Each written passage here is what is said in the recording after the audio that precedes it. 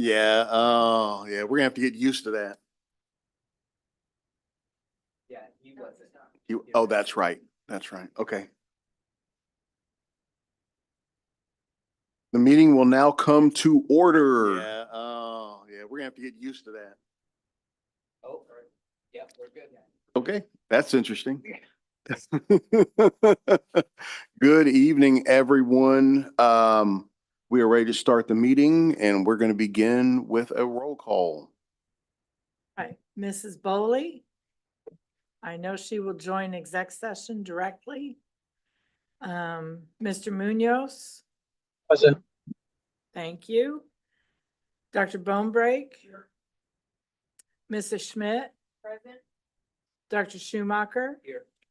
Mr. Tatum Here. and Dr. Beeson. Thank you. All right, thank you. The next item on our agenda is the motion to go into executive session. Do we have a motion for that? I move the Board of Education of USD 501 recess into executive session for 30 minutes pursuant to the personnel exception of the Kansas Open Meetings Act to discuss confidential personnel matters to protect the privacy of the individuals discussed. The board will return to open session in the boardroom at 6:01 p.m. The superintendent and executive staff are invited into executive session. Thank you, Dr. Schumacher. Do we have a second for that motion? Dr. Beeson seconds. Any further discussion? All right, we'll go to vote.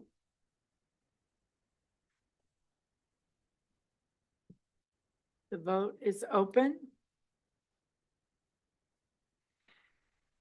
What in the heck?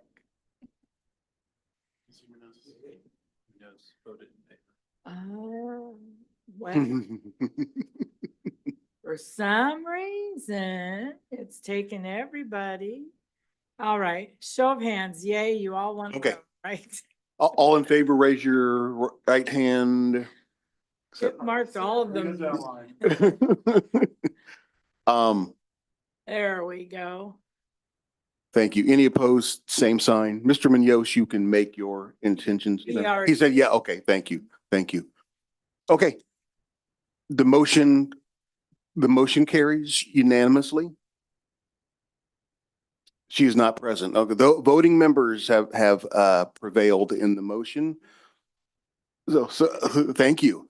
So, yep, we'll see you outside of executive session.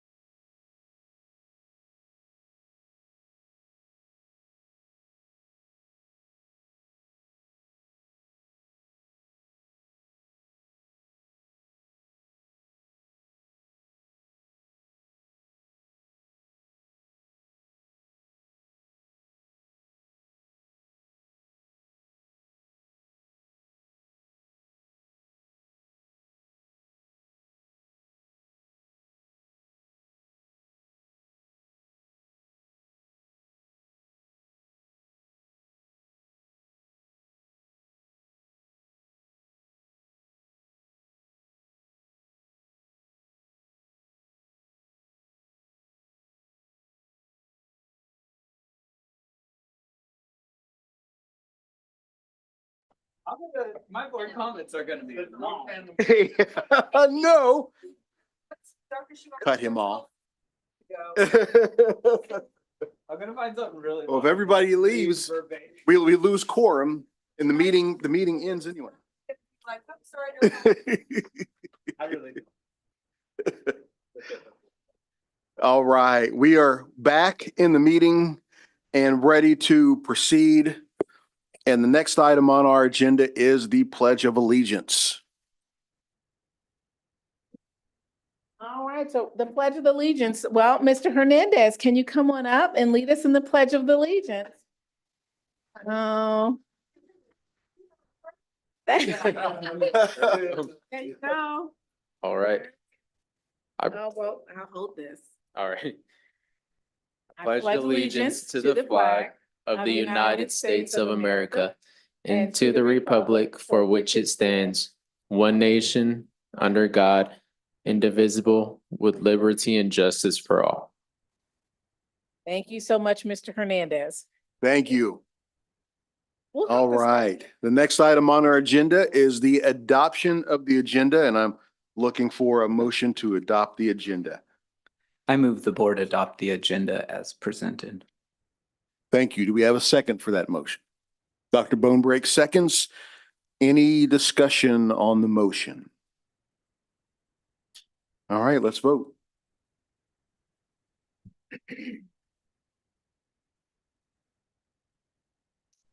Mr. Munoz. I vote to approve. Okay, thank you. All votes are in and the motion carries unanimously. All right, thank you, everyone. The next item is school highlights. All right, at this time, I'll join me in looking at the video for custodian appreciation. And when it concludes, Mr. Schaefer, who oversees our maintenance and facilities, he will be sharing a bit about how many custodians we have and answering any questions you have. So enjoy the video.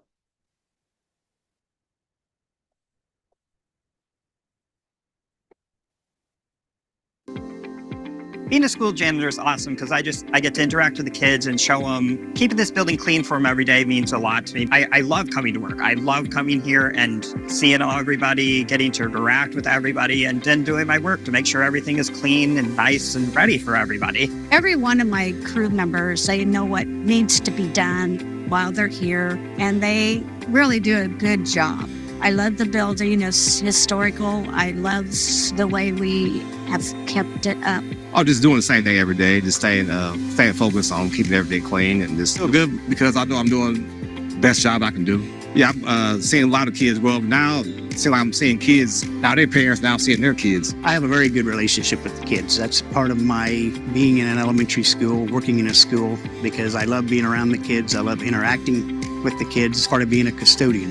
You have to be able to get along. To my fellow custodians, just thank you, because I, for one, know the work that they put in. Just thank you and continue to do what you do.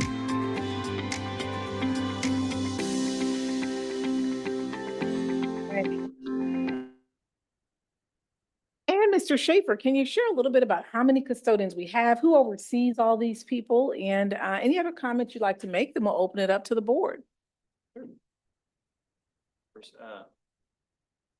Press the little button. Yep. Can you hear me now? There you go. Mhm. All right. So currently in our district, we have a little under 100 custodial positions that serve our different buildings. As a mixture of part-time and full-time employees. They do an excellent job of taking care of our buildings every single night and every single day, depending on if they're on a day or evening shift. And currently, not with us tonight is Jessica Rodriguez. She's our custodial operations supervisor, and she does a fantastic job, not only in the training and preparation to support those custodial staff members and our administrators, but she also does a great job on recruitment and retention. So we've been very lucky to have her be a part of our team, and everybody that was pictured on the video, they're vital to our overall operation. Thank you. At this point, open it up for any board comments. Dr. Bonebreak? Yeah, I was wondering, In the last 25 years, there's been a great increase in litter. And I wonder if the custodians have noticed in the last couple of generations, if there's been much more to have to clean up that was previously unnecessary. Is there more work than there used to be? That is a really good question. We're lucky enough to where we have some individuals that have been with us close to 40 years. And I would say that they would say that there might be a small uptick in litter and trash, but it's nothing that our team can't handle. Right. Mrs. Bowley? Well, we don't have the commercials of our Native American crying because we're ruining their country. We need something like that again. A lot of you in the room won't remember that commercial, but it was asked not to litter. And so it was a powerful campaign. And we don't have a campaign like that anymore. My question is, what are the responsibilities for custodial 2? For custodian twos? Yes. Those are entry-level full-time custodial positions. Primarily, those positions are nighttime positions. So they're doing a lot of work in our classrooms. They're dumping trash, wiping down tables and chairs, disinfecting our classrooms, as well as cleaning restrooms. So the bulk of their work is normally from about 2:30 to 10 o'clock at night, and just prepping our learning environments for the next day. So when we get our board docs, I see quite a few resignations in custodian 2. And what do you think might be our concern there? Why do we have so many resignations in that position? I'd say it's probably a mixture of factors. The nature of the job, it's traditionally a high turnover position within any industry, not just education. I think that I can't pinpoint it exactly, but sometimes there's external factors that factor into those, whether the working hours don't align with the lifestyle of an individual, or they have changes within their family life that requires them to work a different shift. Those are some of the things that we see as to why we see resignations. That's good. As we look at our positions, it's nice to know what some of the circumstances are around those losses, and as a board, maybe figure out ways to support that Certainly. position, because they are important. Yes. It's like cleaning a hotel every night. So lots of rooms, lots of work. So thank you for that information. Yeah. I would add to that, entry-level positions are historically the toughest positions to be able to keep someone in those roles for a long period of time. And the work is hard, can be challenging. And it would be good for us to add in information, as like Mrs. Bowley is alluding to, as we look at the reasons why people are exiting the district. Custodial data should absolutely be included in that information. Having said that, I do want to say that those that stay, those who form the backbone of the custodial work that's performed for the entire district, are some of the most wonderful and delightful human beings I have ever met. We have a very, very strong and kind and compassionate group of custodians that are working for Topeka Public Schools. And I'm proud to be able to celebrate them during this special month in their honor. But I also wanted to express my heartfelt gratitude for the work that they do for our kids day in and day out. Anyone else? Mrs. Bowley? Even though I asked those questions, I want to say We love our custodians and we are celebrating along with them. We hope that they understand our appreciation for what they do for our district. Some of my favorite people in the buildings I worked were my custodians. And I was told when I first started working, make sure you make friends with a custodian first, because then you can have almost anything. So I did that, exactly did that. And they watched over me so well because we made that connection. And I just really appreciate them. Our buildings look beautiful right now. I walk into our buildings and they're shiny, they're clean, they look beautiful right now. So I really appreciate the work that takes. Some of those faces on there have been people I've known for a while, and they're doing such a great job. Please, please let them know that we appreciate them. Pass that along. Thank you, Mr. Schaefer. Oh, I'm sorry, Dr. Beeson. I was just gonna echo some of that. I think custodians have a unique power to shift the culture and morale in a school building in a way that no one in any other position does. I watched my own kids at Whitson with Mr. Jordan, who was in the video. They have little nicknames for each other and jokes, and he's not the classroom teacher and he's not a disciplinarian, but they respect the work that he does and they see him as a positive adult in their building and in their lives. And as a teacher, I felt the same way, that, you know, they don't have the most glamorous work in the building and often don't get the thanks that they deserve. But nothing operates without them. And I think a lot of kids really connect with those individuals especially. And so also want to offer gratitude. So thank you. Anyone else? Ms. Lister. Mr. Munoz has a comment. He Okay. said no question. Just a great deal of appreciation for the work they do. Thank you. All right. Thank you, Mr. Munoz. All right. Thank you, Mr. Schaefer. Thank you again, You Mr. do, and to all of our custodians for the tremendous work. you do. Okay, this has been a month filled with a lot of celebrations. I'm just going to mention them. The folks are not here in the audience, and Dr. Harrington is not with us this evening, but both Jenna Hamilton and Marie Young, you may have met in the past. That's for National Physical Therapy Month. They're our physical therapists. Not sure if we have a picture of them to put up on the screen, but if we do, we'll put that up. But if we don't, I know that they're hearing us give them a shout out, our two physical therapists. And every year when they do come, you all ask them the same questions, which is, what do physical therapy therapists do?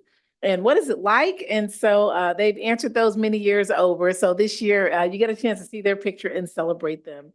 We do also have a video for our audiologist. Now, our audiologist, she's not here this evening, but there's one, remember, for the whole district.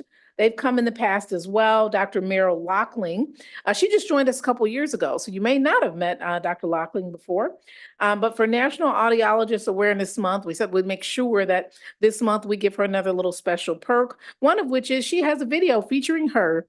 And so that'll be on the cable channel, and we do have that video as well with us. And then, of course, it's National School Lunch Week. We every year have shown you a video, but this year we thought seeing the audiologist might be a nice treat. We will put the National School Lunch Week, October 14th through the 18th, on our website. And Ms. Yankee and Mr. Wagner and the whole nutrition team just have done a tremendous job. Tomorrow, we'll be doing a Facebook Live for those folks. We told the managers that we would pick a name that would get some gift donated or picked up and purchased from one of our neighboring companies. Hazel Hill is one of them, and others.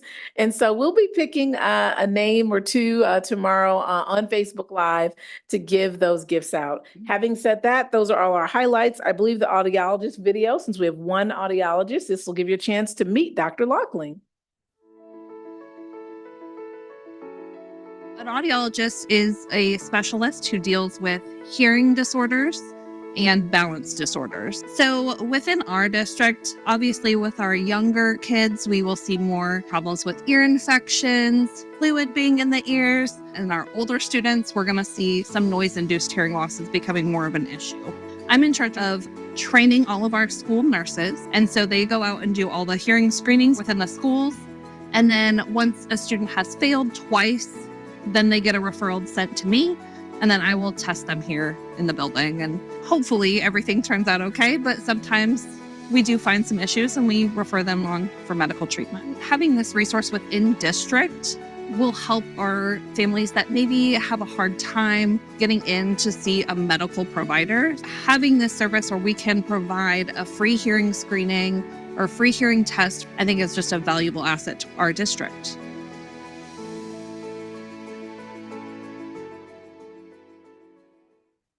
So we thank Dr. Loughlin, who we know is listening in. And Mr. Williams, you do a fantastic job capturing our staff and highlighting them. He says very easy because very busy. I thought you said it's very easy because they're so amazing. So with that does conclude all of our highlights. And at this time, President Tatum, we'll turn it back over to you. Okay, thank you, Dr. Anderson. The next item on our agenda is public communications, but as I understand from Mrs. Lister, there's no one who's signed up to address the board this evening. So we will move on to disposition of business by consent, and I'm looking for a motion to do exactly that. I move the board approve the items of business by consent as presented and authorize the board president or superintendent to sign the special project and purchasing contracts for and on behalf of the board. All right, do we have a second for that motion? Mrs. Bowley seconds. Any further discussion on the motion, including from Mr. Munoz? If he has any. Okay, no. Okay, not seeing any from any of the rest of the members. So the vote is open.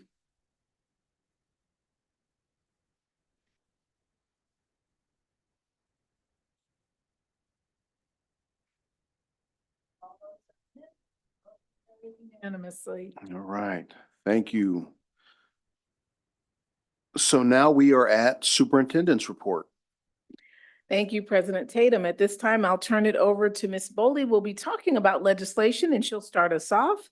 And then from that, Jim Edwards will be joining us and we will talk about the One Voice. Each of you have the sheet. And we'll let you know what date we're going to be at the Capitol speaking about the One Voice. We changed the platform to align more closely with some of the things Ms. Bowley will be talking about, and the format looks different. The superintendents around the county asked that we change the format from multiple pages to just a one pager that's a little bit more concise and slick. Ms. Bowley, I'll turn it over to you. So am I fine to be here? I don't need to go up there, do I? No, Okay. no, you don't, Ms. Bowley, but thank Okay. you for asking. So this process is, there are legislative delegates that are picked from each region in Kansas. And I was nominated in the region 2. So we attend a full day legislative meeting where we create this document and we talk to people from all over the state of Kansas. So even though there may be something in this document that doesn't seem like, well, why is that important to us in Topeka Public Schools? It's extremely important to districts that may only have 30 students. And so our state is extremely diverse. And we will be going through the document and the changes that we made this year. And I'll explain why some of those changes are in there if I have the patience of the board to do that. When I've completed presenting this to you, I need a consensus from our board that we want KSB, Kansas Associations of School Boards, to move forward with this document at the convention.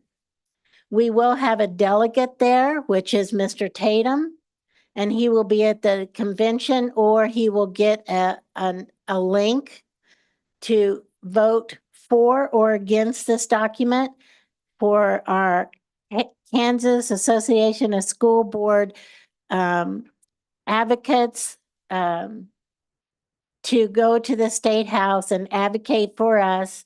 They are hired by KSB to do that for all of the school boards across the state of Kansas. So that's where we are at this stage, and I'm here to present it to you so that I can receive a vote and let them know that our board is in favor or against this document or anything in the document. Any questions on that part of it? Okay, so we're going to start with the state document. One of the things that we did this year was put our key priorities up front. We know that legislators have lots and lots and lots of documents, so we wanted to get it up front so that they know what is in the document if that is all they read. So sometimes that is all they read. Sometimes they don't even read that much, but our people really, really go and talk with everybody to advocate for us. They have the introduction there for new members to the legislators, so that piece was thought to be important. So there are highlighted pieces in red that those are the only pieces I'm going to go through. You can read the rest of the document if you want, but it means that that was on the document last year and you already saw that last year. So the legislators can take action. We support the renewal of the current constitutional school finance formula, which has been deemed adequate and equitable by the Kansas Supreme Court. We want to eliminate the sunset provision. So basically, we are not under the Supreme Court order in the state of Kansas anymore on our school financing, which means there can be open season on that financing. And so we are in support of, even though it sunsets, that it stays the same, it stays fair and adequate and equitable for all schools. And so that is where we are really pushing to maintain the structure and approach of this constitutional formula. There has already been discussion, as you know, about the majority party in our House about taking the budget building away from our governor, and that they would do that. If that happens, that this particular addition could be extremely important to maintain our budget as it is by the Supreme Court decision that came down. But we are not under that umbrella anymore. So that is a concern, and that's why it's in our document. The formula should be efficiently and effectively meet the planning and funding needs of all districts. So the first part is extremely important for our district because we're talking about enrollment and dropping of enrollment. Some districts are receiving large enrollments, such as, Blue Valley, Garden City, all of those. Some of them are receiving, big enrollments. Some are, like ourselves, are staying, we're pretty plateau right now. And others are losing large numbers. And so we are very concerned that we keep the formula so that it covers any of our districts that are winning students or losing students. And we're very concerned about the open borders because, as Dr. Bonebrake has brought up, if students transfer into our district, their money doesn't transfer with them. And so if they have special ed needs or any other needs that they might have that could be expensive to a district, that does not follow with them after the head count and budgets are allotted. And so we're really hoping that we can do something about really being very conscious of that in our since they pass the open borders, that they're very conscious about what that can really do to a school budget and a school process. The public accountability for public funds. To ensure all students have the opportunity to succeed all schools and school programs and activities. We're really getting into the part around trust funds, scholarship funds, vouchers. It has come to the point where our politicians have pushed really hard for vouchers and they haven't gained that ground. So now they are relabeling it. It's basically the same thing. But we wanted to make sure that we had all those new names that are in place so that new legislators understand that it still comes back to vouchers, public money being spent on private schools. So we had a really concern when we were looking at some of these public accountabilities. The Supreme Court will be looking this year. And if you have any questions, I'm sure Ms. Whiteman will be able to answer any of those. But the Supreme Court is looking at an Oklahoma case of a charter school that wants to be religious and receive public funds for that school. So our federal Supreme Court will be looking at that and deciding if money can go for a religious school, which it doesn't happen now. And so we were looking actually, Oklahoma had a lot of influence on our document this year because Oklahoma has instituted 10 commandments in every single building in their public schools. And the governor is trying to push through a bill that there will be Bible studies in all of the public schools, at least, I think it's 2 times a day. And as you know, with our very diverse district, not everybody uses the Bible in their religious beliefs. And so that has been overlooked in Oklahoma. They just, they don't care. And maybe I'll get sued for that. So I just can't think of another way to say it. They have overlooked that situation of not everybody is being finds their religion through the Bible.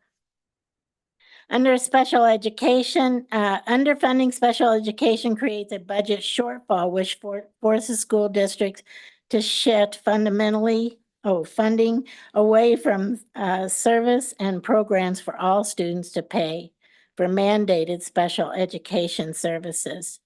Our district and others are, particularly our district, we have close to 25% of our students labeled in special education. So this allows opening of testimony from schools to be able to testify the amount of money that they are taking from other programs and putting into cover special education shortfalls. And so it just gives them that opportunity to testify themselves as KSB and also other schools to be able to say, this is what we're losing. This is what we can't give to other students because you're not funding fully our special ed. That's why I'm wearing my button, by the way. Following all that is tax policies must provide sustainable and reliable funding for public schools. Property tax relief efforts must be imperil school funding, must not imperil school funding. So the legislators, I said before, want to take over the budgeting away from the governor. So we know she's a very strong advocate for public education. So there could be some real problems with if they continue with some of the tax policies that don't feed into public schools. Like I could give an instant of, now I can't think of the name of it. TIFs.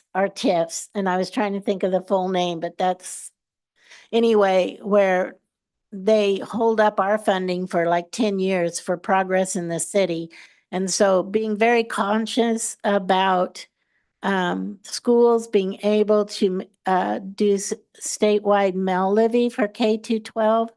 And this just allows them also to testify here that be very conscious about taxes and taxes that take away from our schools.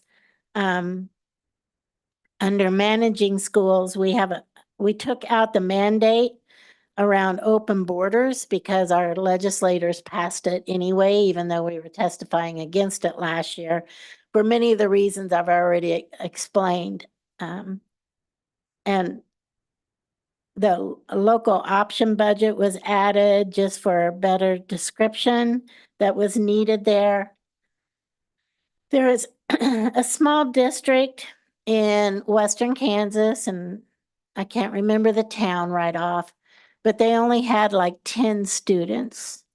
And so they decided for those 10 students, the community decided it would be better if they went to a larger neighboring district, and the district would just, pass their money over to that district to support those students. People in the legislature got extremely upset that money was not being spent appropriately on that district because now this district did not have the students. And so there was a lot of legislation brought up around this. Not any of it went very far, but it could come back at us. And so the legislative should provide financial incentives. So it was so expensive to close down that district that for them, they voted it was more reasonable to pass the students to another district. And so we're asking for some incentive. If we need to consolidate schools, the state needs to help districts be able to consolidate those schools with some money to help them do that. And at this particular time, they've taken the incentive away. It was about 6 or 10 years ago, there was an incentive to consolidate schools, and they would pay the schools to help them do that. And that incentive is gone. Any questions so far before I go any further? Because Jim's here now and he can answer them.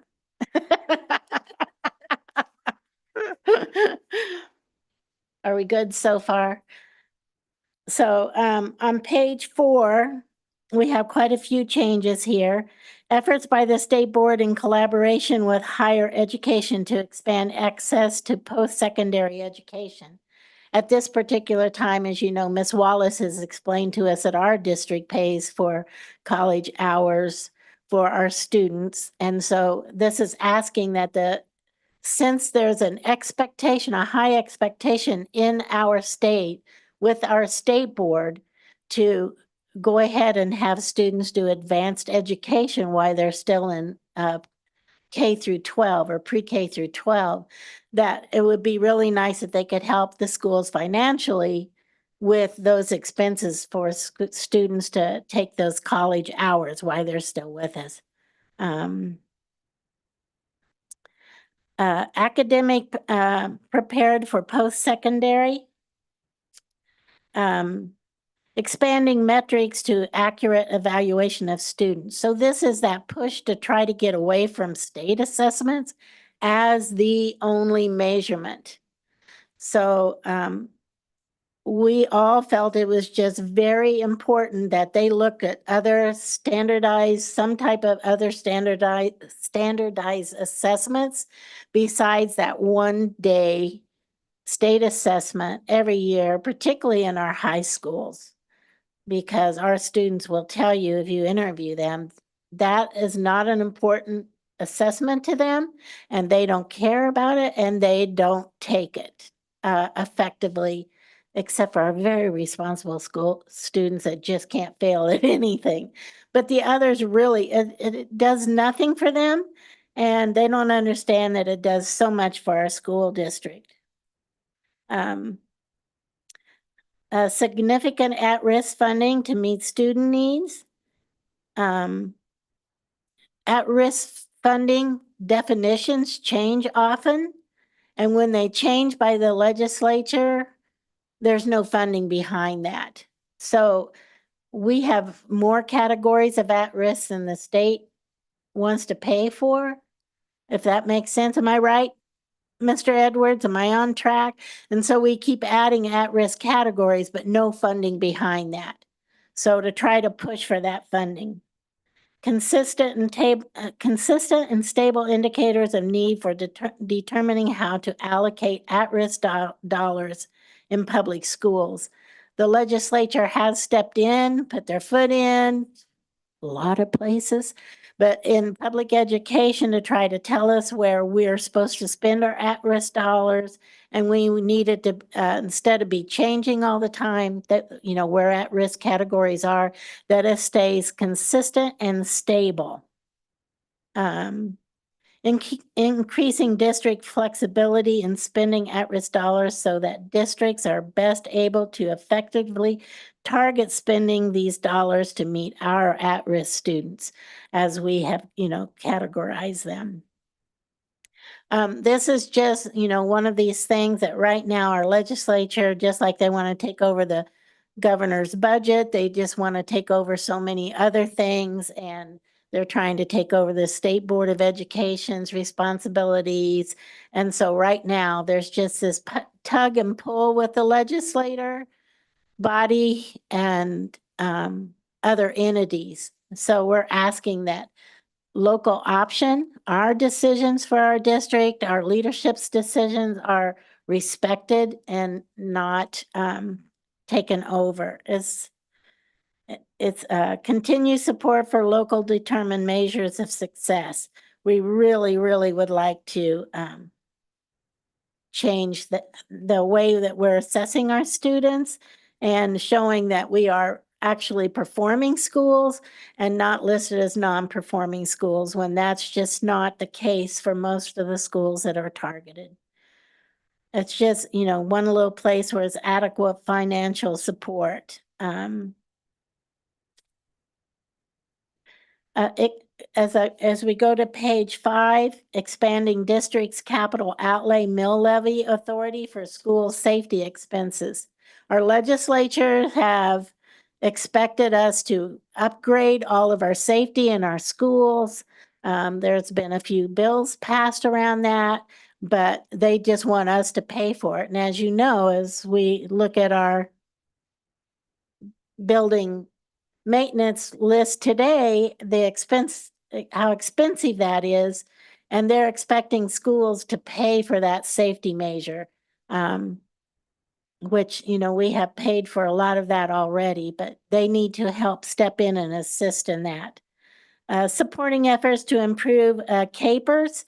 So KSB is really going to try to push hard that teachers have a pension, and that will help us retain our and get teachers into this profession. There's very few businesses that do pensions anymore, and we really want a strong pension for CAPERS, and we want it to get to Tier 3 removed and put everybody back into the CAPERS system, instead of just telling teachers, we hope you save for your future, because CAPERS is not there for you anymore. Only one more page on this state.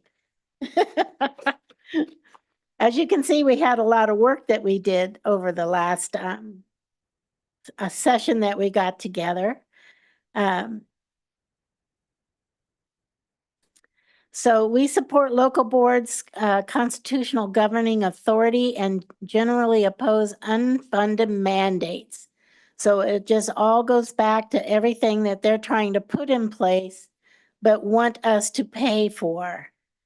We do have real concerns about things that are happening in Oklahoma. And so we're going to keep an eye on that, because we know that will probably spill over into our state house. And we have a document that we hope is going to cover all of those items that might surprise us. So, Mr. Edwards, do you have anything else to add to that I just went through? Did I do okay? Thanks. I'm going to go through the federal really quick. It's much less changes. Every year, KSB takes a team of legislative members and their board of directors members to Washington to speak with other legislators up there to try to get funding. You know, our federal government is supposed to give us 40% of our special ed funding, and they haven't funded it for quite some time. And so they go there to speak about this, and they also go there to talk about vouchers. And we just added all the other names that the states have been plugging in to try to push the same vouchers. Man, I wish I could read my notes. I can't. So basically, there should be oversight by locally elected boards and not having legislators put their feet in there, but to protect the very grassroots local education boards that are elected.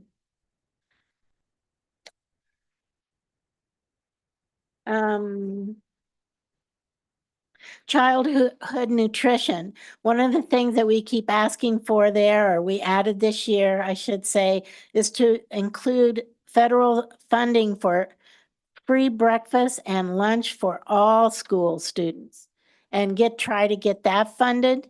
And we have been very blessed by Miss Yankee for finding us our grant, but most schools are still trying to collect money for their school lunches and probably still giving out peanut butter sandwiches to those kids after a certain amount of time. So we feel that the federal government should help stand in there. And then recruitment and retention. We would like to see the federal government help pay for teachers' educations to help build that profession, take care of that small pool of teachers we have to choose from, paid internships, and grow your own pathways to be able to find funding for our schools to continue those programs so that we can look at the very challenge of recruitment. So those are the things that you will be looking at tonight, and consensus if you believe that should be moved forward. We have gone all over. I only went to Region 2's listening tour with Mr. Edwards, but they had listening tours all over the state of Kansas to help draft this after we worked on it. So some of those things have been placed in there and our group has approved. Is there anything you would like added, or do you approve the document as it stands? And I can let them know that that's true or false.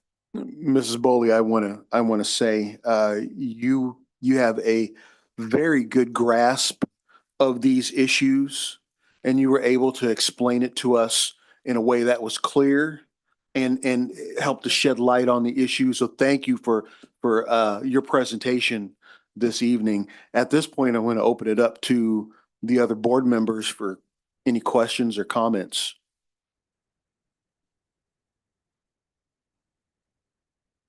Dr. Bonebreak. About a year ago, we got a handout on the myths of private schools versus public. Like if a special education kid goes to a private school, our SPED funds follow that student and we're not 100% covered with it. There's a half a dozen issues that they had mentioned in that. Can I clarify a little bit of that? So our funds don't go there, but our districts service those students in those buildings. So our funds are being used to service students that are not part of our system, but we must give them special education, and most private schools don't have the funds for their own special education teachers to provide those IEPs. So our sparse trained personnel have to go to that Yes. private school when there's a greater need back in, yeah. Makes And, perfect sense. and some of the students will come to us. For instance, if they need physical therapy, then that school brings them to our physical therapist, usually at Quinton Heights building, to help those students. But they have to receive the services. And I believe all districts in the area help with that. But we have a very large number. I think within our district, we must service all the private schools within our district area. So Silver Lake would be doing the same if they have a private school, but we certainly have the most service as Topeka Public Schools. And I would say that probably our staff is very proud of being able to help those students, but it's an expensive The endeavor. less available help our students. They're definitely not serving our students if they're serving a private school student. That's true. So as you proceed, Mr. Tatum, and I'll turn it back over to you for questions, and get consensus is what you'll need. just need Just a consensus, yes. consensus of if if you're approving this going forward. I think she's asking for that. And once she does that, then we'll go still with legislation and talk about the one voice, and Mr. Edwards will share any comments that he has. Understood, Dr. Anderson. I want to make sure that board members are clear and comfortable on the content that we're being asked to approve. Dr. Beeson, did you have a comment or question? I was just going to share on the federal document where there's the addition of the free school lunches and breakfast to all public school students. We have a Kansas-based organization, Kansas Appleseed, that did a fabulous deep dive report into meal debt, Kansas families. And if anyone is interested in reading more about that, you can find it on their website. It's called 1 Year After the End of Universal School Meals, Kansas Schools and Families Feel the Burden of Meal Debt. It's a really fascinating and compelling read. We're very fortunate in our district to have the grant funding right now. And I see that in my children's schools and notice the difference. This piece that Kansas Appleseed did was actually featured on the John Oliver show recently. If you'd like to see it in that format, but just wanted to share that. I want to make sure that Mr. Munoz doesn't have any questions or comments for us. No, I don't. I did have a chance to look at the documents, and I think it's important for us as a board members to voice our desire of what's best for our district as well as others. Thank you. Okay, thank you, Mr. Munoz. Any other board members, questions or comments? Okay. So Mrs. Bowley, you're at this point, you're asking for the board to give consensus on moving this document forward with our support to KASB. And they would also be giving you consensus to vote for it as a delegate? Right, that's right. Yeah, because I will be there in person for the convention. Okay. So I guess we'll go around like we've done previously when we give consensus on an issue, and just check in with each board member and ask if they agree with the proposal, or if they do not. And I think Mr. Munoz has already signaled his support. We'll start with Dr. Bonebreak. Or we'll go to Dr. Bonebreak next, I should say. Dr. Bonebreak's providing consent. Okay. Dr. Beeson? Yes. All right. Mrs. Bowley? Yes. Well, you're a voting member. Mrs. Schmidt? Yes. Dr. Schumacher? Yes. Yeah. Okay, and I also provide consent as well. So the entire board consents to both the support of the document and in granting me the ability to vote in favor of it at the KASB convention next month. So thank you all Dr. Anderson, okay, well, Mr. Edwards, come on up, sir. How are you? I'm well, and you? Doing just fine. Great. A lot of what I was going to cover has already been covered, so that's probably good for you. You're welcome. I was going to talk a little bit about actually what happened over the summer when they've been out of town, and one of the items that was mentioned was Ms. Foley and I attended the second district regional meeting held in Paola. For KSB. So I've seen this document. We actually had some input on it. There were a couple of things that both of us had input on. In addition to that, KSB has held several, they've been the facilitator of several meetings during the off session for education lobbyists. And a lot of those meetings centered around election items, but they also centered around what issues we might be gearing up for. Some of those are mentioned in the report that you just looked at from KSB. And finally, the one that I'm really excited about, and it just happened this week, was I was invited to provide 2 professional development sessions last Tuesday. And what a tremendous day we had. We had, for those of you that are involved in the listserv, the advisors, the educational advocacy listserv, we had an additional 40 people come on to that because of those sessions. So our numbers are growing, and the effectiveness of that group, they showed what it was last year, and I look forward to even be better this next year. So anyway, those were really the summer activities. The upcoming election, I'll just briefly talk about those. Approximately 34,000 persons were added to the state's voting rolls since the beginning of this year. 1,100 plus of those are within Shawnee County. 20% of the Senate seats have already been decided, meaning that there's only one candidate, and that's the incumbent for those seats. Close to 40%, actually 48 districts in the House have already been decided. Those individuals we know who will be showing face after the beginning of the session.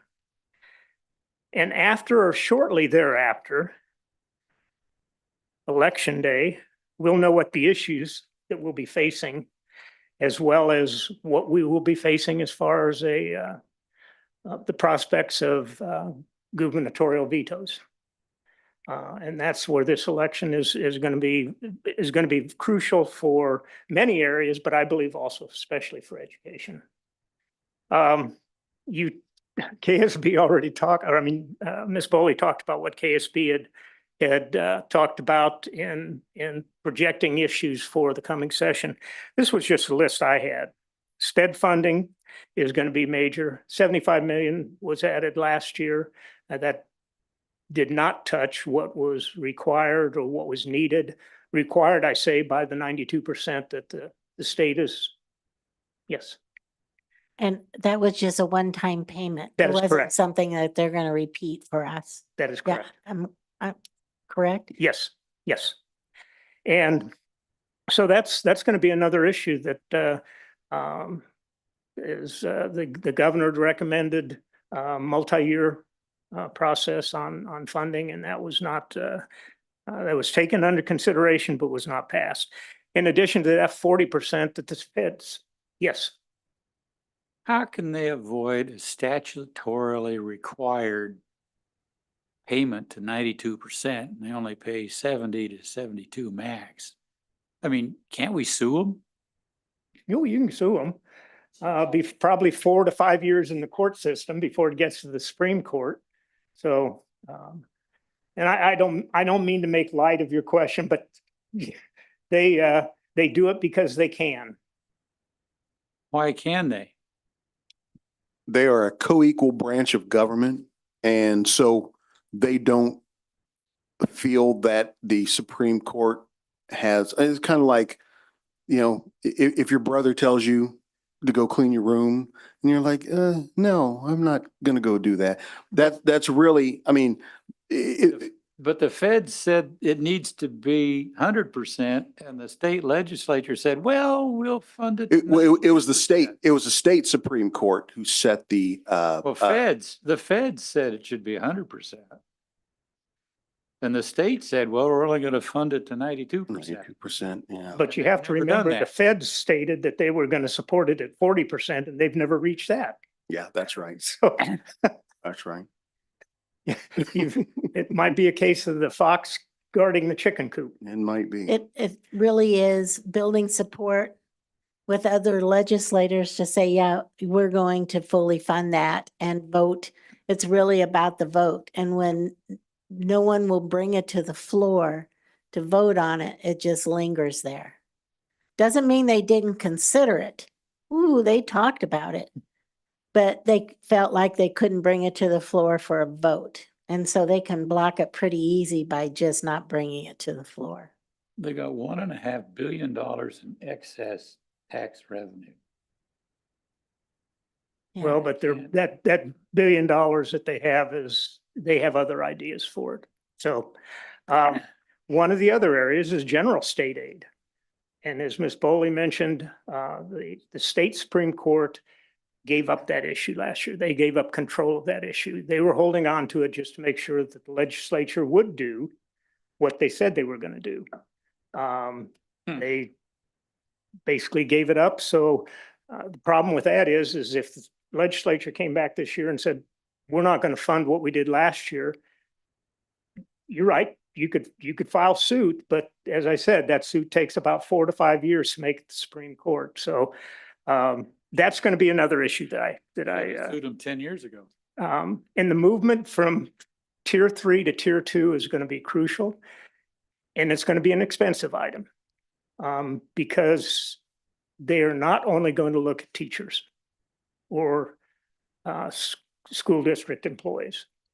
And especially here in Topeka, with our legislators, with a large number of individuals that are state employees and came in on the tier 3 system, those legislators are going to be looking out for them too. So, but that will be a key issue and is an important issue for all districts across the state. Keeping KFBR's funding itself sound. We all have to remember that there are many years that they didn't fund what they should have. And when you miss a $200 or $300 million payment, that multiplies pretty rapidly. Use of public funds for private schools, vouchers, school choice, tax credit, ed savings account, or whatever new name they're going to come up with this year for those dollars. School safety issues, which was mentioned. And one of the keys on that there was a bill that passed last year to provide a special security system. The problem with that is that company was brought in by the House Education Committee leadership, and they approved it, and there would have been no bid process, no nothing. So that was one that was vetoed by the governor towards the end. Student cell phone use. I always enjoy that one because last year when I sat through the hearing in committee, half of the committee was sitting there working on their cell phones while individuals were testifying. But it will come back up. As mentioned by Ms. Boley, more record keeping by schools, trying to prove that you aren't doing what you actually are doing. And then library book bans, that issue is going to come back up.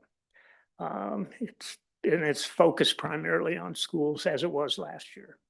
So that's my crystal ball, is what is going to be looked at last year. So what are our advocacy efforts going to look like? In the past, you'll be presented with key issues, and you have or will be voting on soon the United One Voice piece, which is a consolidated piece of the 5 districts within Shawnee County. And you'll be reviewing that and for approval. And that document will be used by myself as well as the advocacy listserv in working with the legislature. And I I can't let any opportunity to go by without thanking he just walked in, without thanking Dr. Gray and his department for the work they do in making the advocacy listserv work. That is a lot of work, and I know it was something that kind of came about last year, but without that, my efforts would not be there. So, Dr. Gray, I appreciate your help. Now stand for questions. I ran through that pretty quickly, so. Well, Mrs. Bowley made it easy for you. Thank you. Any questions or comments for Mr. Edwards? As Mr. Edwards has shared that piece, for those that don't know, the legislative advocacy, these are teachers and parents both that can join that listserv. We started it last year, so people who would like to advocate for the positions that we stand on or who want information almost on a biweekly or so basis, and sometimes even more frequent, can get that from Mr. Edwards. So as we've started that piece, and he's right, Dr. Gray is our conduit who creates a listserv, adds people to it, sends out the message. And then it allows for us to get the word out about supporting public schools. It was instrumental in making changes for last year, we believe. And we think it'll be just as powerful with the 200+ people we now have. Last year was 100 and something people, so we're excited about that, mostly teachers. With that, December the 9th, I believe, is the date for our presentation to the delegates. So Mr. Edwards will be there, any board members that would like to be there at the Capitol during that time. If there are some people on the legislative advocacy that want to attend. Last year, we invited parents to speak to that public document, and they did that.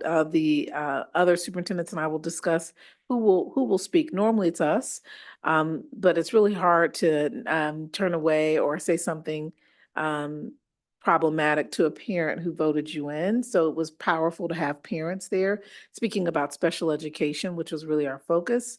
We changed the document. It is in front of you, and I'd like to make sure that we also have consensus on this. We may well still have it on an agenda at the next, I believe, at a future November meeting to further vote on it, to have some official vote on this document. But basically, we changed this is all the districts in the county. We have one voice, so this is what we stand for. You'll notice we changed it to what Ms. Bowley just talked about. So those bullets on the front of her document are the bullets on our document. The surrounding superintendents wanted to have something cleaner and short, and just, here's what we believe. Support these items. And this is what we'll speak to, as opposed to, narratives that are a paragraph long on 2 or 3 pages. So this is the one page they'll get. Then one of the things we don't have, and I think it's maybe copied right side up or upside down, but the other item that will be on the back will be all of the superintendent's phone numbers and emails. And many of us are already reaching out to people at this time. Now, to Topeka Public Schools, we're the only one with the legislative advocacy group. So the information that Mr. Edwards is sharing, we're the only one with the lobbyists. I'm sharing that with the surrounding schools. It can only help us if we have greater collective capacity. And the other component that we're doing this year, every year it's something different. 2 years ago, we invited legislators for Principal for the Day. Last year was a legislative advocacy. This year, they will be meeting students.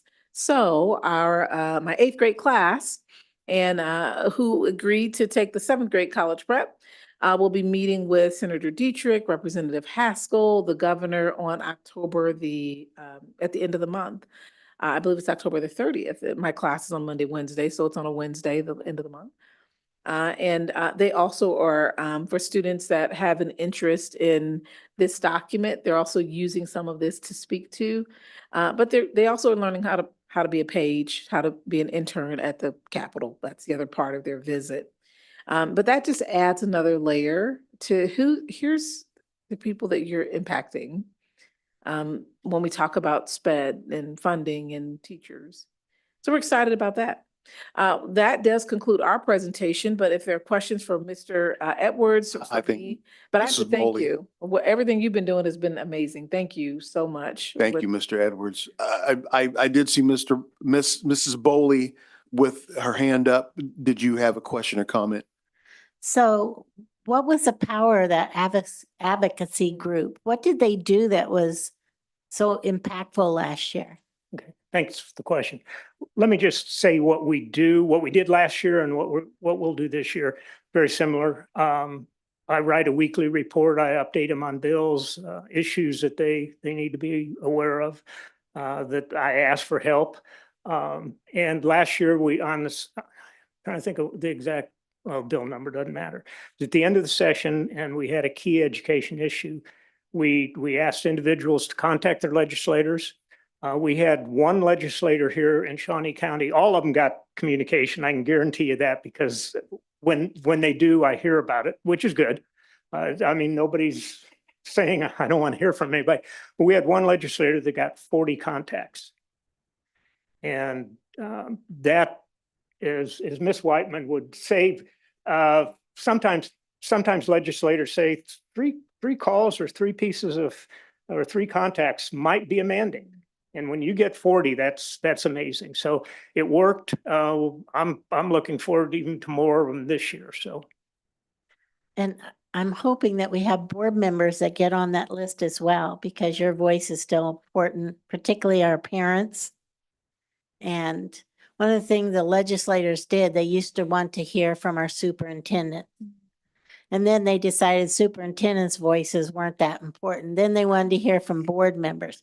So board members showed up, and then that voice wasn't important. They wanted to hear from parents and in the schools. So that's the level we are now.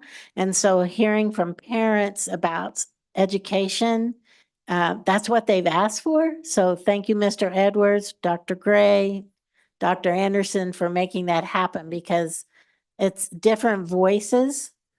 They feel like it's different voices in supporting education. So sign up, and he'll tell you everything that's going on, and then you can shoot off your emails or give him a call. It's powerful. Yeah, very good. Thank you. Dr. Beeson. How does someone sign up? You are Dr. Gray. You're all on the list. Do we make sure it's as easy as possible for our families? Like, could they opt in during registration or enrollment? That's a great idea. Something that is, very intuitive and it's just done. You know, that Curious is about a that. great idea, and we'll certainly add that in the future, but even now we'll think, because we could have put it in for we can still put it in for parent conference. Something like that. So we'll look at how we can include that at parent conference time, and even shooting it out to all of the PTO presidents for their own PTO. So we will absolutely do that. Thank you for that suggestion.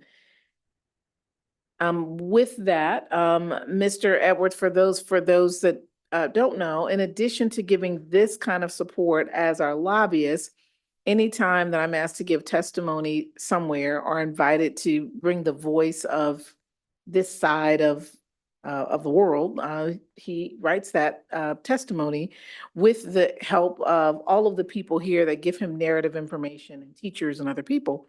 And so on November the 15th, I've been invited to give testimony to the U.S. Commission for the Office of Civil Rights for the shortage of teachers and the impact of the shortage that's been exacerbated because of the pandemic on special education students in particular.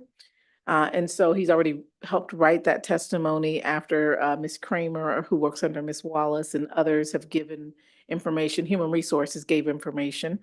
So we'll keep you posted on that. But Topeka will be the voice, one of a few at that briefing in Washington, D.C., giving testimony on what this does when you don't support teachers and when you have a shortage. So, All right. but thank you for that. But he does those steps as well behind the scenes. That does conclude our report. All right. Thank you. The next item on our agenda are action items, and it looks like we have two. The first being the approval of changes to the human resources policies. And if I remember correctly, these would have been the ones that we discussed 2 weeks ago, and we just needed to actually ratify them tonight. Mrs. Whiteman, is there anything else to share on these items? Not at this time. Okay. Any questions from board members about these items? Okay, well, I'm looking for a motion to approve the first action item. I move to approve the policy changes as reviewed and discussed at the last meeting. Do we have a second for that motion? Mrs. Schmidt seconds. Do we have any further discussion on the item? All right, let's vote.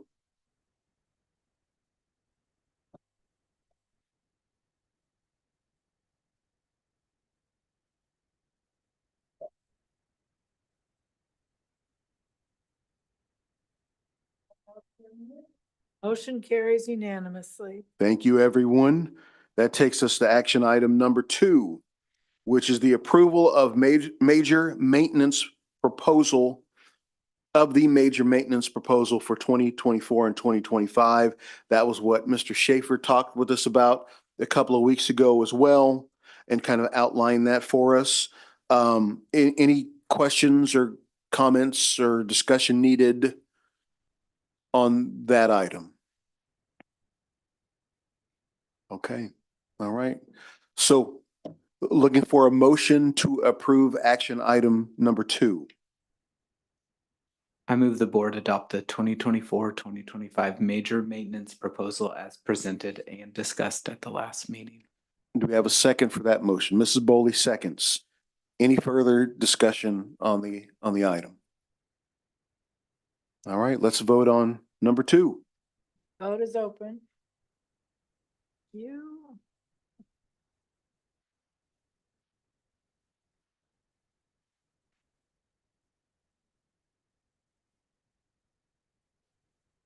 Dr. Bonebreak by hand. All votes are in and the motion carries unanimously. All right, great. Thank you, everyone. We are now at board member comments. And Dr. Bonebreak, I think we're going to start with you tonight.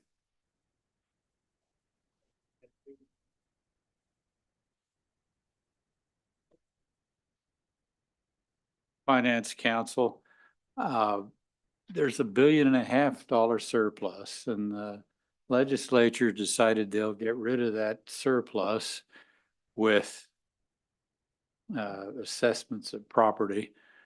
So for another 2.5 years, we're fine. The budget and legislature is going to pay it, but after 3 years, I kind of wonder what's going to happen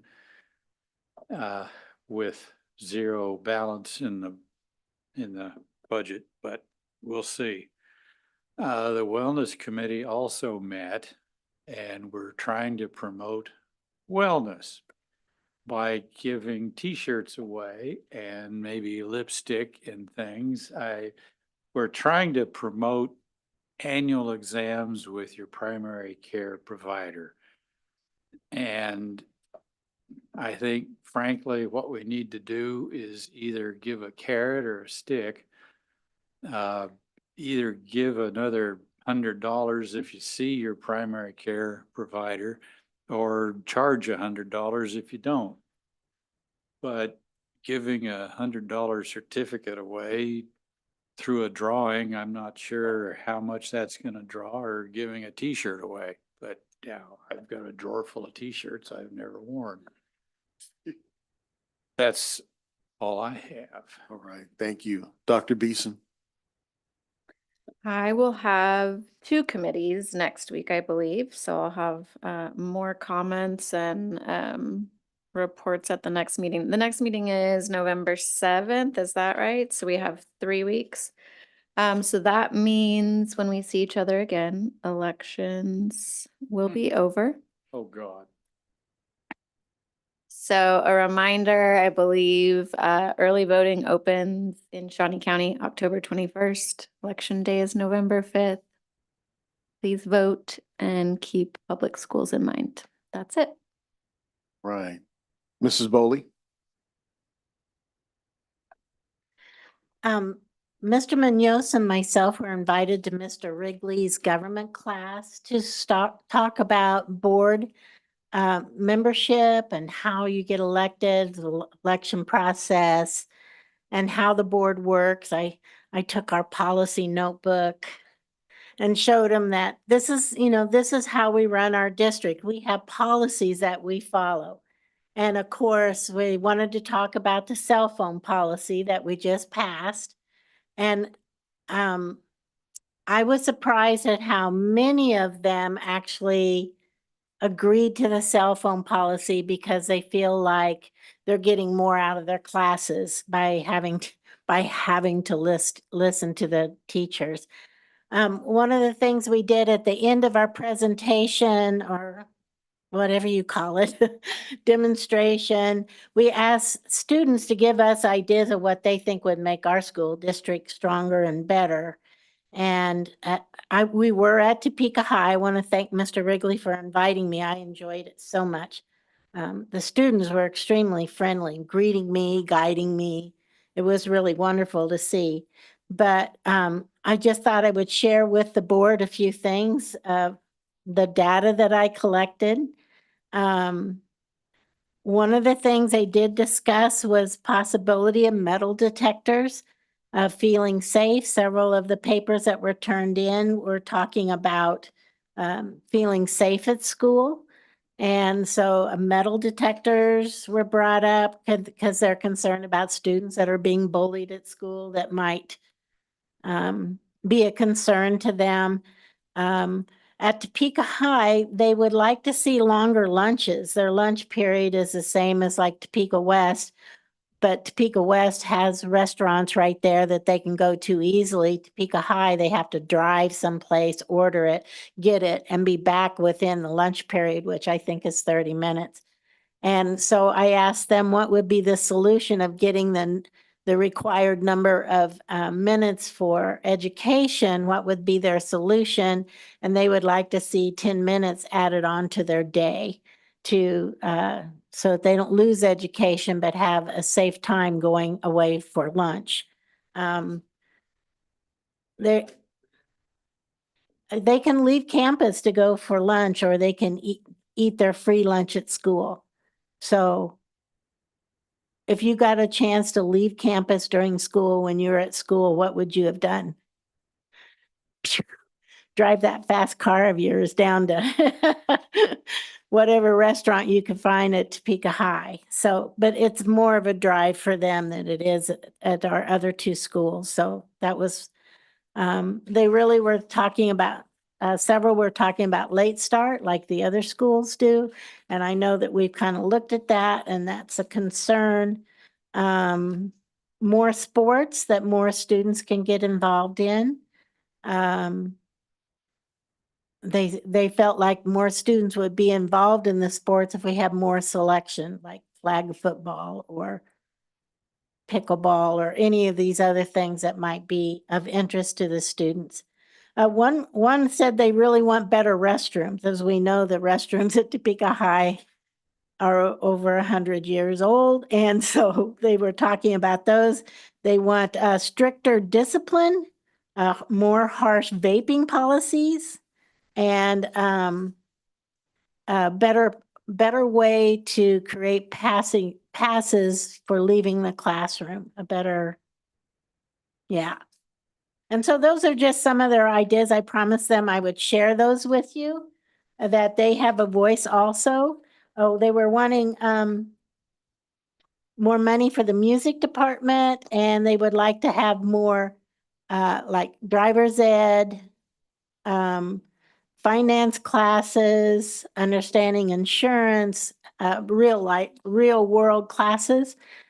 And I was just really impressed with their thinking and things that they wanted. I don't think at that age I would have said, I want more discipline in my classroom. So, I was just really impressed with all of them.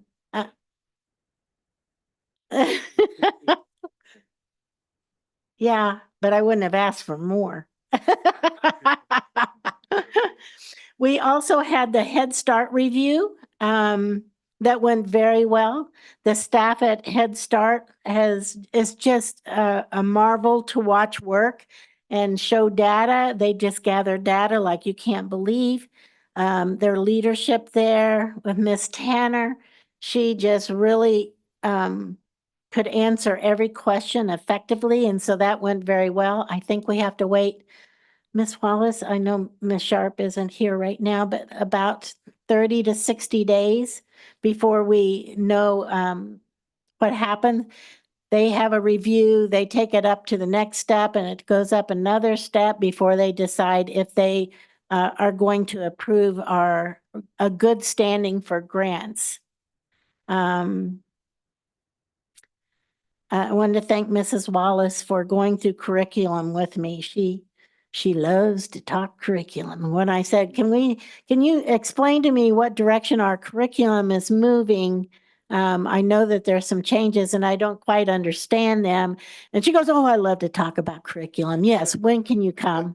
And so I appreciate her taking that time. She sent me with 2 large books for secondary and elementary on the change in curriculum that is happening. I'm supposed to read those books. I think she has a test for me. And so I need to read those and get those back to her. And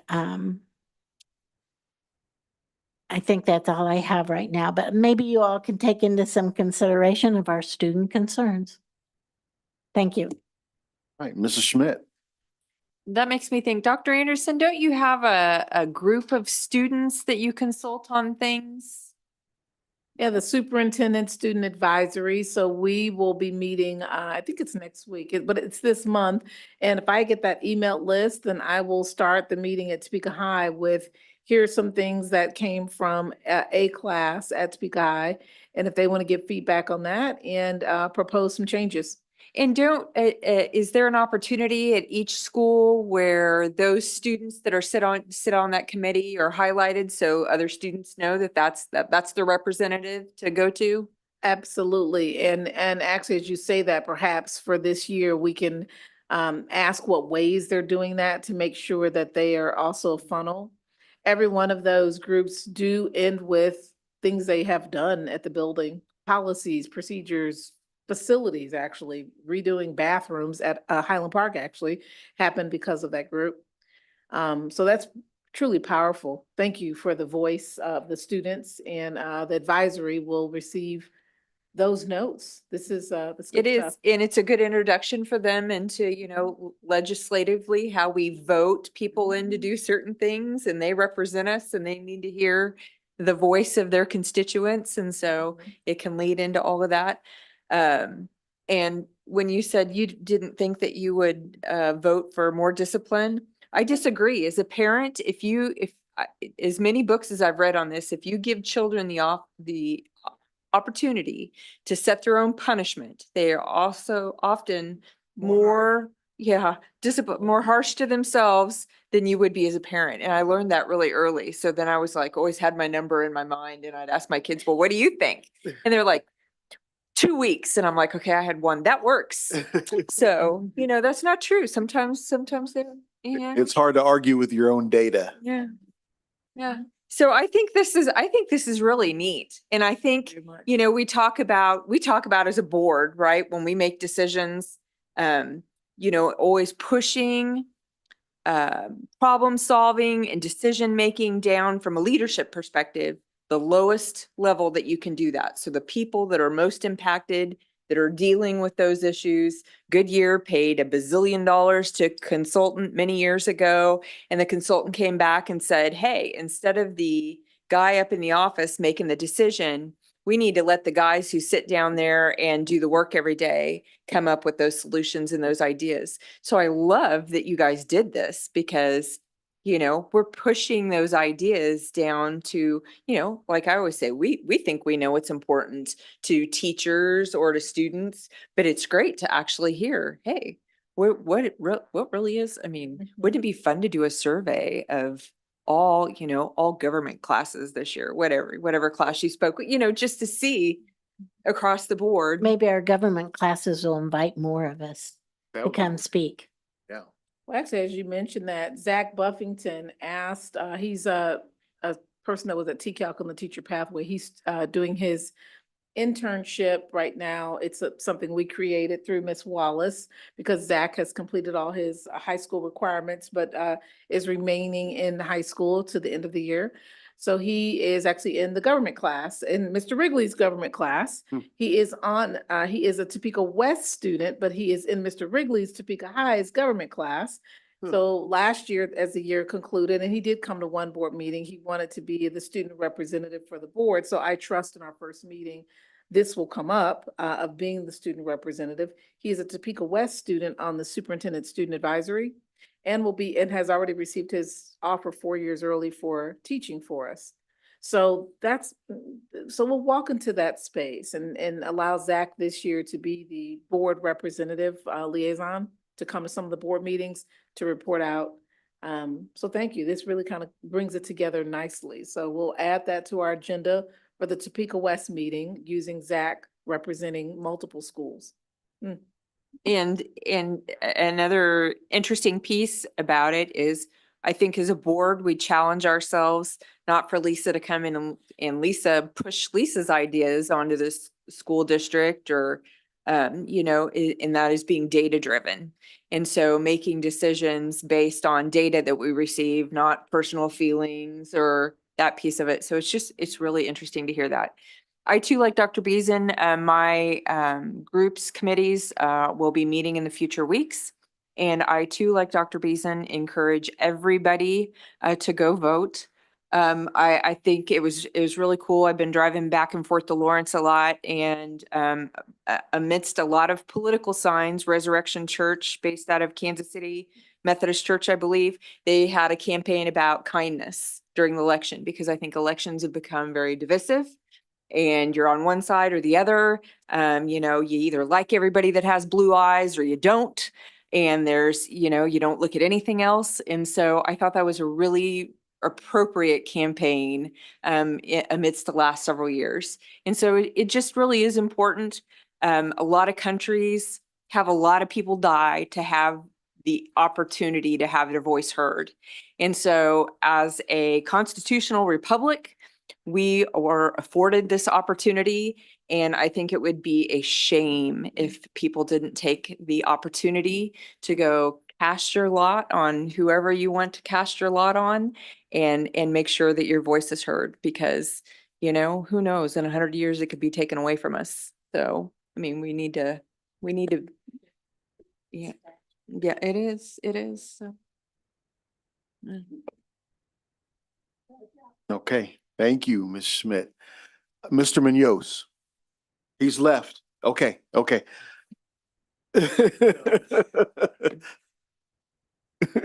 Dr. Schumacher. I also did not have any committees. Mr. Buffington is multi-talented. We have seen Mr. Buffington a lot of times, but he was also in Chicago last year. He was in a couple of the productions at Topeka West, but he was here presenting for our Brown versus Board, the display out there as well. That's right. Quick, and I know that we will honor these two teachers soon, but today there was the announcement for Mr. St. Clair and Mr. Cates as our nominees for Kansas Teacher of the Year. And so big shout out to them. And then also last night, the Chase Cougars won the middle school football championship. Shout out to them. I was sitting on the Jardine Jaguar side, but still very proud, and to everybody that puts those things together, how important that is to our students and to our families. And then the National School Lunch Week, and as Dr. Beeson has kind of touched on, the important work that our staff does to make sure kids are fed. And I think just shouting out some of the things that we do outside of school too.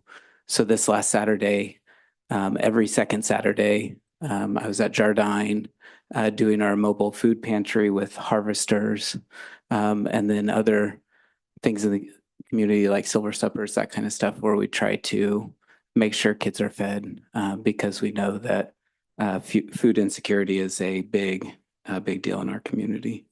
And I think that's all I have. All right. Well, great comments from everyone. I'm gonna keep mine fairly short. There were two committees that I sat in on. I think Dr. Bonebrake touched on the finance committee. So I won't retread that ground. But the other one, I'm the only board member who, sits in on that committee. That's the Topeka Public Schools Foundation. And, they had a meeting on Tuesday. And one of the things that was discussed during that meeting is they're gonna try to align the timing of their meeting to more coincide with ours. So there's more information time that can be shared in a timely fashion with the members of the TPS Foundation. But essentially, the committee just kind of looked at our investments, most notably the sports park, and we have a few others, and they're all doing well, all really doing well right now. Some things that were discussed just in general in terms of not specifically USD 501 or the foundation, but in terms of economic projections and impacts for the United States writ large that does affect our foundation money. The Fed has pulled forward its projected rate cuts by 25 basis points.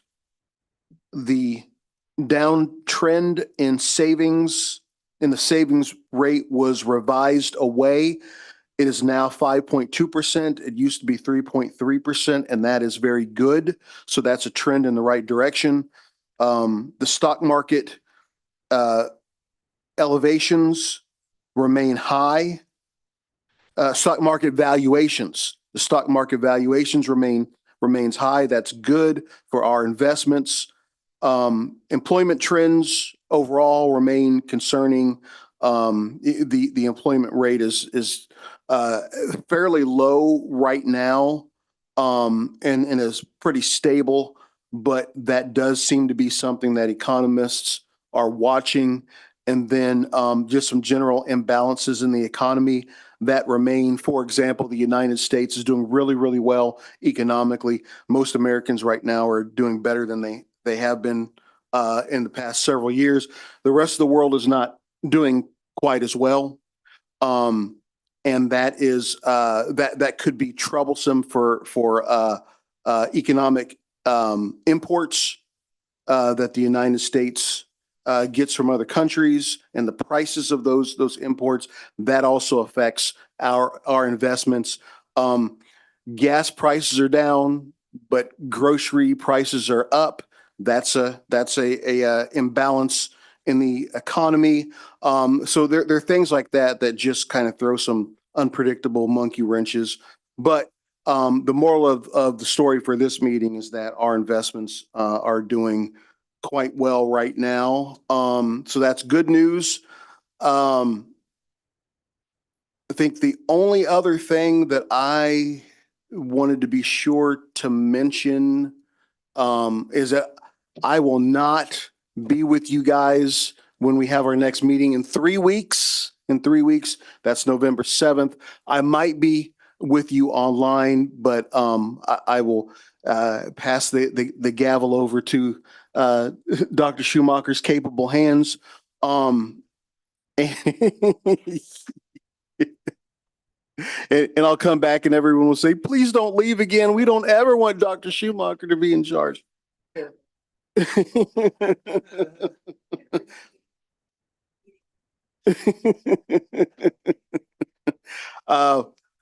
We have a major work conference that week, the first week, the election week, actually, the very first week of November. And my team is responsible for running the entire conference. And of course, since I'm their boss, that means that I'm very largely in charge of making sure that the entire conference goes well. But we're looking forward to it. It's in Wichita, so I'll be in Wichita most of that week. and look forward to joining you guys online in some capacity that Thursday. Okay. So good luck on parent-teacher conferences next week that are coming up. I know my family is gearing up for them, and I hope they work out really well for all of us. Okay, so at this point, we are looking for a motion to adjourn. I move the meeting adjourned. We have a second for that motion. Dr. Bonebreak seconds. We're going to do a vote by hand. All in favor? Raise your hand. It doesn't matter, right or left hand. Okay, the motion passes unanimously and we are adjourned.